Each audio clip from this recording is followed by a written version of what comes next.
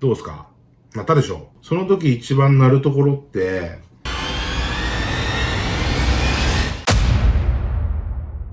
こんにちは、くんすけです。今回のテーマ、音がどうしても鳴らない方へ、音が出るようになる3つのポイントということで、始めていきたいと思います。忍笛が鳴らなくて悩んでる方も多いかと思います。そこで僕が独自でいろいろ試しまくりました。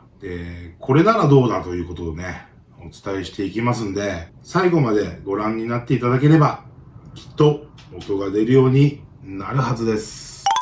僕の動画では、忍笛に関することをお伝えしています。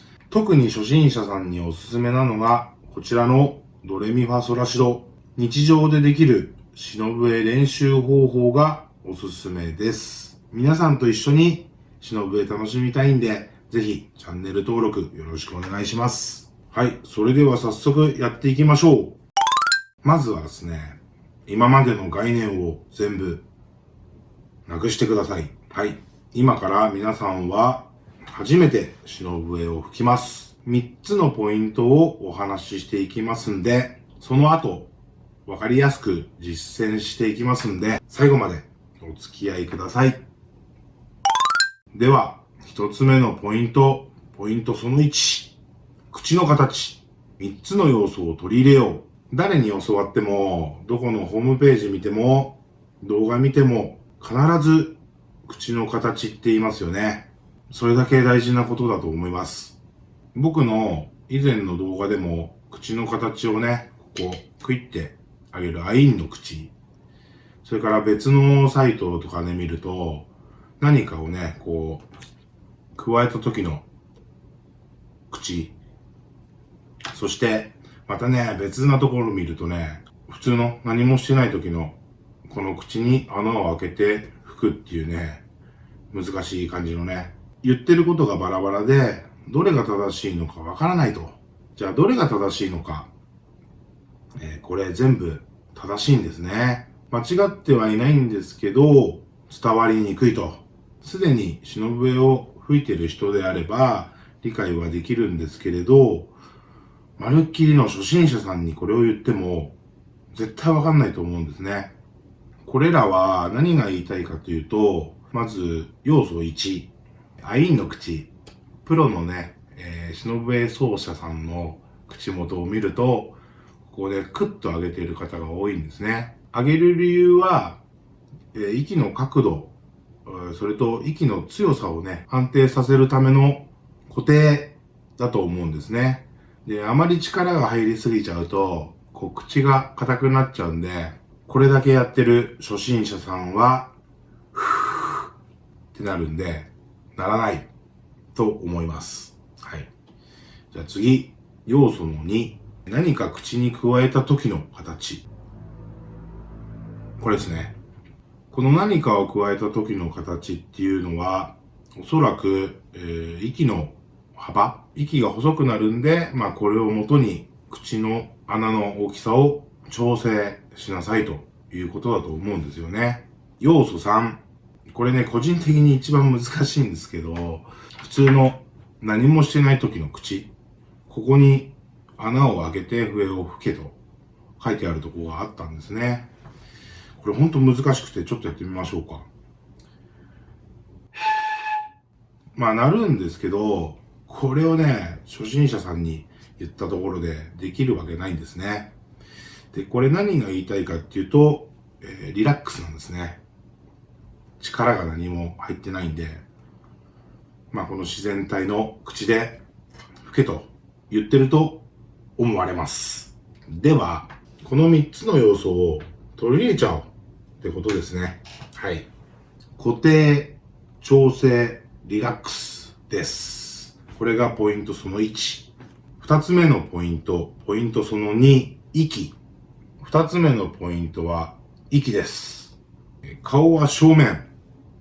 息はまっすぐです。初めて忍笛吹く人に、ちょっと笛吹いてみてと言った時に、多くの人は、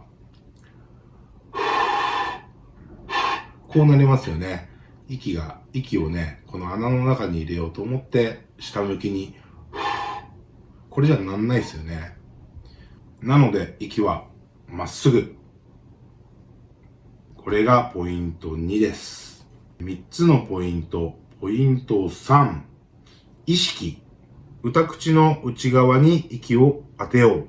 この意識なんですけど、息をどこに当てるかというと、この笛の、このエッジ、外側のエッジにね、息を当てることによって、息の振動でね、音が鳴るという仕組みになっています。このエッジに向かって息を当てようと思っていて、音がスカスカしたり、当ててるつもりでも当たってないんですね。じゃあどうすればいいか。この外側のエッジのここら辺に当てる意識を持って息を当ててみましょう。これがポイント3です。じゃあそれらを踏まえてね、やってみましょうか。顔は正面にして、30センチから50センチ先のね、一点に息をまっすぐ当てるように練習してみましょう。皆さんはね、僕のこの鼻の先に息が当たるように、ふっとね、狙ってやってみてください。僕はね、こういうのを作ったんですけど、この赤いところに狙ってね、まっすぐ息を吹きます。で、この時ですね、ほっぺたは膨らませないで、じゃなくて、でやってみましょう。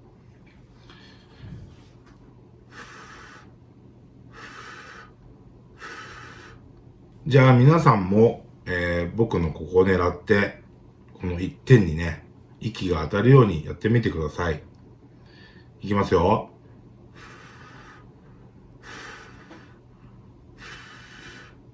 このふーっと吹いた直後の口、これって力が抜けて、ポイント1でいった3つの要素入ってるんじゃないですか？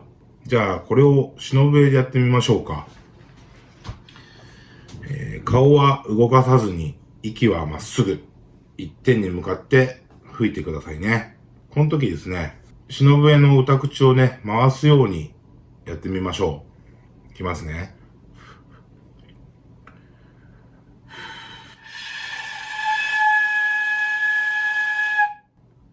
どうですか？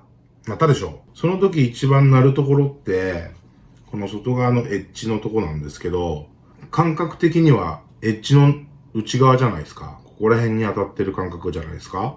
この練習をして、感覚をぜひ掴んでみてください。できるようになったら自分のポジションでやってみてくださいね。はい、今回は音が出るようになる3つのポイント、いかがだったでしょうか？できるようになればね、もっと忍笛楽しくなるんでね、ぜひ試してみてください。少しでも参考になったなと思っていただけたら、高評価、そしてまた皆さんと忍笛吹きたいんで、ぜひチャンネル登録の方よろしくお願いいたします。今日は終わります。ありがとうございました。